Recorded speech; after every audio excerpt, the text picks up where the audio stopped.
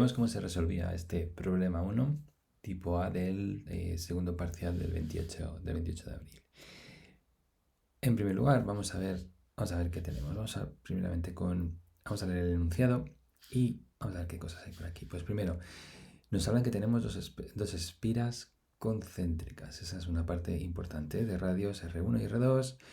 Con R1 y R2 simplemente es para indicarnos pues, cuál era mayor y cuál era menor, por las que pasan respectivamente una corriente I en sentido horario y una I2 en sentido antihorario. En ningún momento se dicen que sean iguales, por eso se indica con I1 e I2. Y bien, nos pide varias cosas: calcular el campo magnético en el centro de ambas espiras, qué valor ha de tener I1 para que el campo en ese centro sea nulo. Después nos dicen pues, bueno, que asumamos este campo, ¿no?, generado por la espira de radio 2 y pues calculemos el flujo magnético total que atraviesa la espira de radio 1, ¿no?, y calcular la fuerza electromotriz inducida en la espira de radio 1. Pues bien, vamos a ver en primer lugar con qué datos contamos. Bien, pues a ver, en primer lugar, a nivel de datos, lo que nos están pidiendo es lo siguiente. Tenemos dos espiras, tenemos una espira de radio R2, que va a ser esto, ¿bien?, y después una espira de radio R1 y que están concéntricas, ¿bien? Con lo cual esta de aquí es radio R1 y esta de aquí es radio R2. Nos dicen que la primera tiene una corriente en sentido horario, bien, es decir, que va en este sentido de aquí, esto es I1, y la otra en sentido antihorario I2. Bien, aparte, ¿qué más nos dicen? Bueno, pues R1 es menor que R2. Bien, pues poco más. Estos serían realmente nuestros datos. Vamos ahora con el apartado A. Bien, en el apartado A nos piden calcular el campo magnético en el centro de ambas espiras, indicando magnitud y sentido. Pues bien, aquí el planteamiento que tenemos que dar es el siguiente.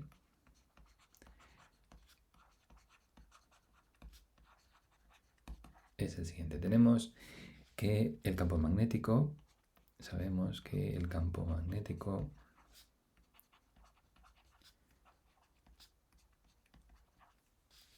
creado por una espiral de corriente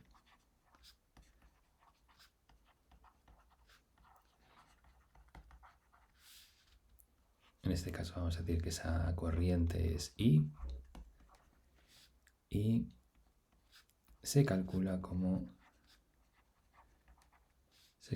más bien mediante la ley de Biot-Savart. Este es un resultado general. Todo campo magnético generado por ya sea un cable, una espira o lo que sea, siempre se calcula mediante la ley de Biot-Savart. Otra cosa es que a partir de esta fórmula nosotros podamos resolverlo.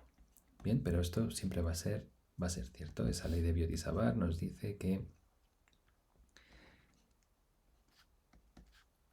el diferencial de campo magnético es mu sub 0i partido 4pi 1 partido r cuadrado diferencial de L por el vector unitario que une la parte que queramos calcular con la posición donde queramos calcularla. Concretamente, hemos visto en teoría que esto se puede simplificar para el caso de una espira circular y el campo en el centro. Bien, como queremos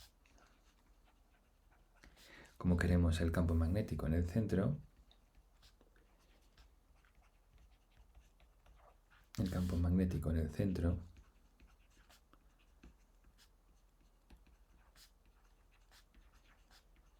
y se trata de una espira circular,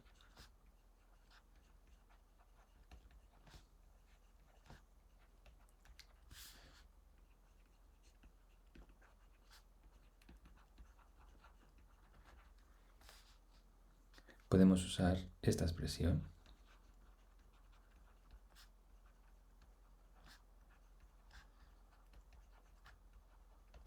la siguiente expresión.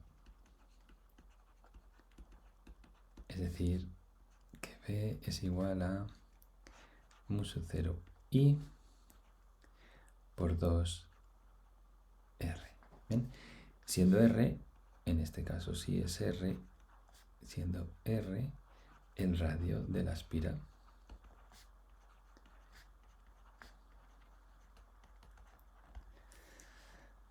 Bien, este sería el planteamiento, la parte teórica que necesitamos para resolver esto. Vamos a ver con la solución.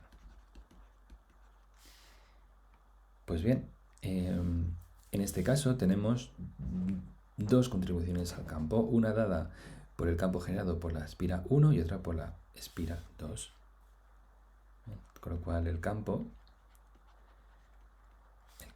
en C, que es el centro, vamos a decir que esto es el punto C en el centro,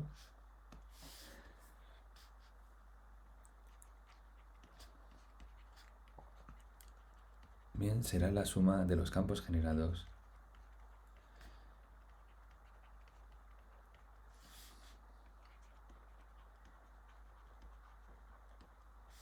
por ambas espiras. Así que vamos a calcular cuánto vale el campo generado por cada espira y después lo sumamos. Vamos primero con el campo generado por la espira 1. Bien.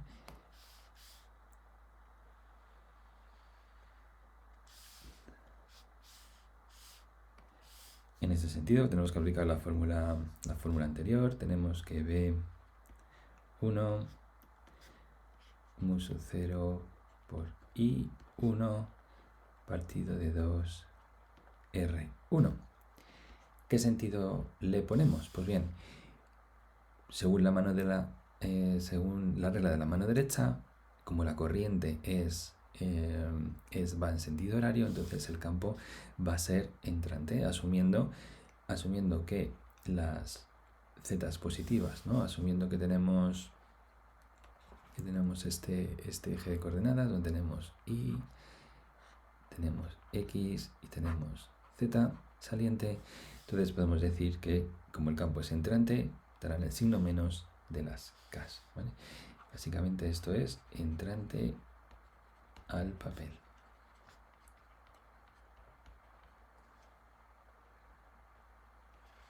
Bien, por otro lado, el campo generado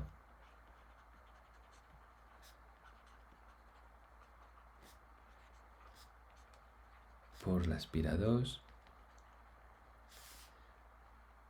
esto se calcula pues de una manera análoga. Tenemos que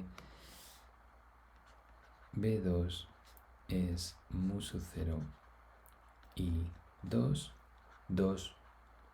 por R2, y en este caso en el sentido positivo, porque la corriente va en el sentido contrario, con lo cual en este caso es saliente del papel. Bien, con esto habríamos calculado las diferentes componentes de B1 y B2. ¿Qué tenemos que hacer ahora con estas componentes? Pues sumarlas en un campo total. ¿Vale? Vamos a ver cuánto vale ese campo total. Bien, finalmente el campo total será B1 más B2. Bien, y esto va a ser mu sub 0 partido de 2 y 2 partido de R2 menos I1 partido de R1 con K positivo siendo las unidades de esto teslas. Pues este sería el campo magnético generado, este es el primer resultado, campo magnético total generado en el centro de la espira. Bien, pues ahora continuamos porque nos piden calcular el apartado B. En el apartado B nos dicen,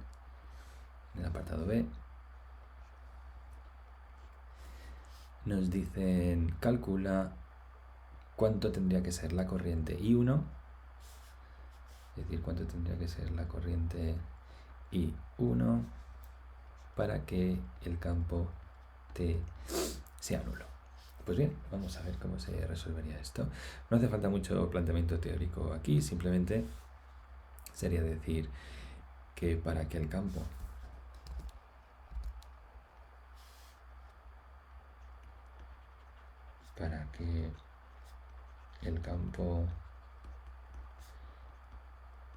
BT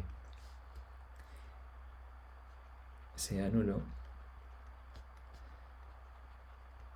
entonces se tiene que cumplir que mu sub 0 partido medios por I2 R2 menos I1 partido R1 tiene que ser igual a 0, de lo que se deduce que I2 R2 tiene que ser igual a I1 partido R1 y por lo tanto pues I1 tiene que ser R1 partido R2 por I2 amperios. Este es el resultado que estábamos buscando. ¿Cuánto tiene que valer la corriente I1 para que el campo 2 en el centro sea 0? Pues con esto ya tendríamos el apartado 1 y el apartado 2. Vamos a ver cómo hacer el resto de apartados. Vamos ahora con el apartado C y vamos a ver qué nos pedían aquí.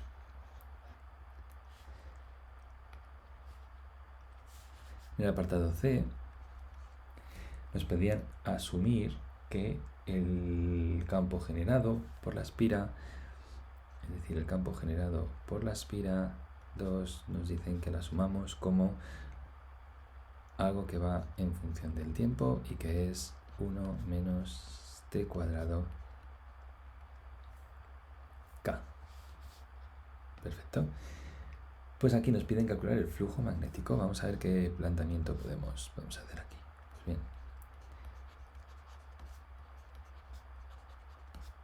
Independientemente de lo que hayamos calculado antes sobre B2, tenemos que utilizar ahora este campo. Con lo cual podemos decir que el flujo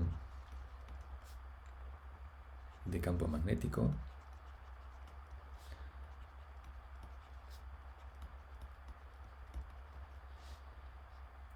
se define como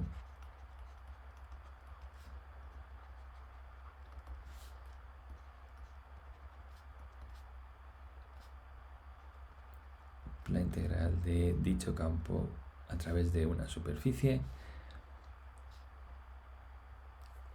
bien, siendo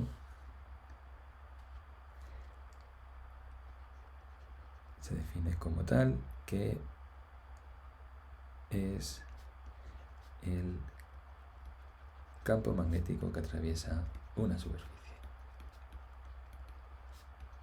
S, ¿vale?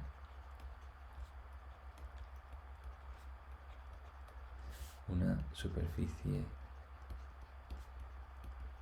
S. Esto se mide en Webers.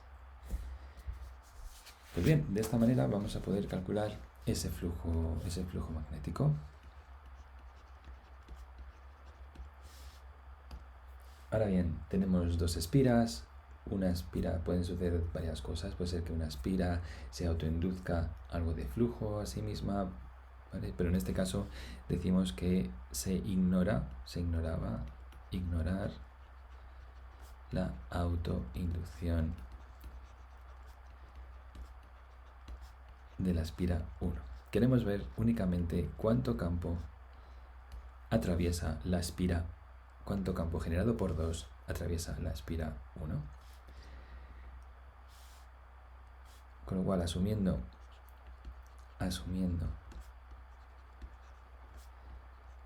que el campo es uniforme, que nos lo dicen, es uniforme, y de valor b1 menos t al cuadrado por k, se tiene que el área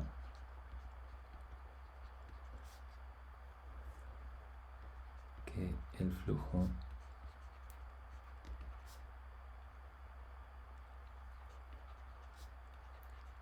que atraviesa la espira 1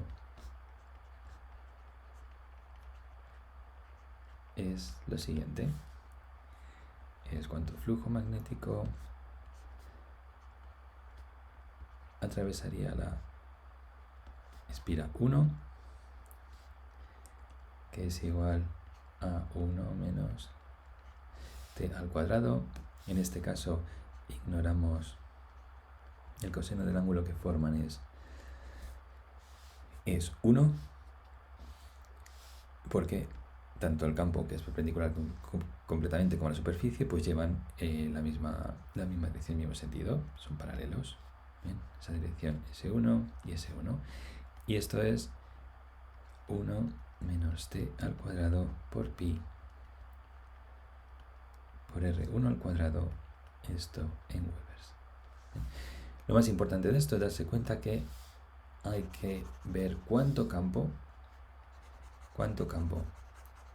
generado por 2, que es 1 menos t al cuadrado, es decir, algo así como esto es cuánto campo de la espira 2 atraviesa la espira 1. Bien, ese sería el flujo del campo generado por 2 que atraviesa la superficie 1. Y con esto tendríamos este flujo magnético. Vamos a ver ahora el apartado D, que nos dicen, en el apartado D nos dicen calcular la fuerza electromotriz inducida en la espira de radio R1. Pues bien, vamos con el planteamiento.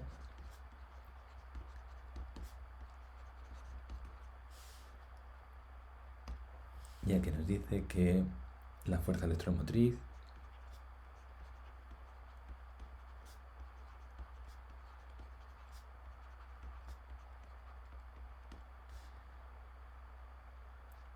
se define como la variación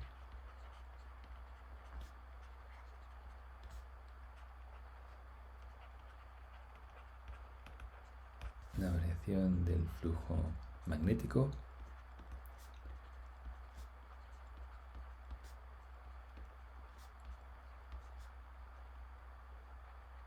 que lo hemos calculado antes respecto del tiempo.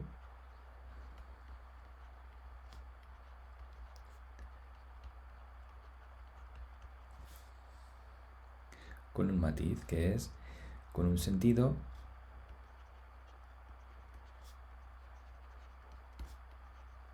contrario a la razón que lo provoca.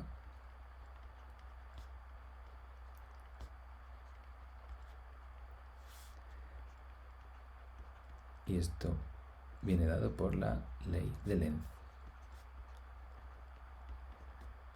Es decir, esa fuerza electromotriz es la variación del flujo magnético respecto del tiempo. Vamos a ver ahora la solución. La solución sería, pues, derivar esto. Bien, como hemos visto antes, ese flujo magnético se puede expresar como pi R1 al cuadrado, 1 menos t al cuadrado, igual esto es menos pi por R1 al cuadrado, y la derivada respecto del tiempo de 1 menos t al cuadrado. Esto finalmente es pi por R1 al cuadrado con un menos por menos 2t, y finalmente queda pi R1 al cuadrado por 2t y de unidades en voltios. Y esa sería finalmente la fuerza electromotriz generada en esa espira 1 por el campo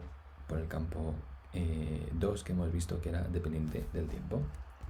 Con esto pues resolvemos el ejercicio del primer problema de la opción A del parcial del 28 de abril de 2023. Vamos ahora con más ejercicio.